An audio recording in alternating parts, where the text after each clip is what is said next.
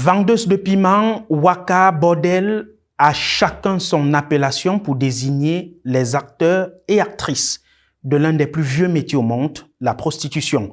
Dans cette édition, nous vous amènerons au centre de la vente du sexe, à Yaoundé. Bien avant, je vous invite à planter le décor. Florent Tolo nous donne un aperçu de la cartographie de la prostitution au Cameroun, l'un des meilleurs dans le domaine en Afrique.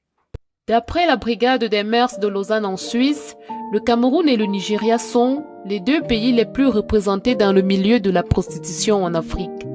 En 2005, selon le magazine Jeune Afrique, près de la moitié des prostituées africaines en Europe étaient d'origine camerounaise. Sur place au Cameroun, les prostituées excellent particulièrement dans les villes de Douala, Yaoundé et Kribi. En dehors de ces principaux foyers, la prostitution est pratiquée dans toutes les localités. Devenue phénomène social, cette pratique revêt multiples causes, dont une principale, la pauvreté. Ce qui m'amène à me prostituer, c'est la vie, le manque de moyens de mes parents. Et moi, j'ai vu que la prostitution me donnait beaucoup d'argent. Ça m'aidait à entretenir mon corps, subvenir à mes propres besoins et les besoins de mes petits soeurs aussi.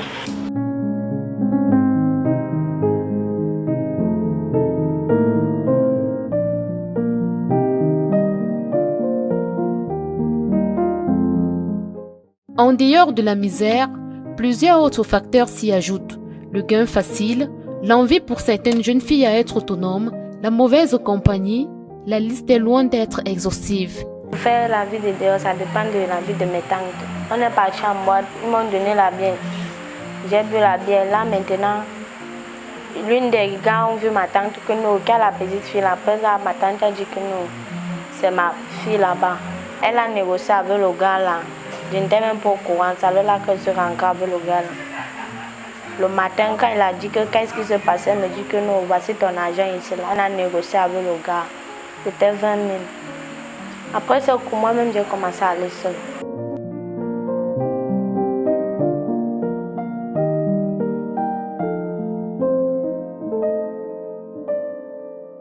Nous, les parents, nous devons accompagner nos enfants. Nous sommes d'accord qu'il y a la pauvreté. Nous sommes d'accord qu'il y a des familles nécessiteuses. Mais en même temps, on ne peut pas envoyer nos enfants vers la prostitution parce qu'on a faim. Là, on estime à des dizaines de milliers le nombre de mineurs qui se prostituent au Cameroun, avec la part belle aux expatriés, hommes d'affaires et touristes qui font figure de bons payeurs.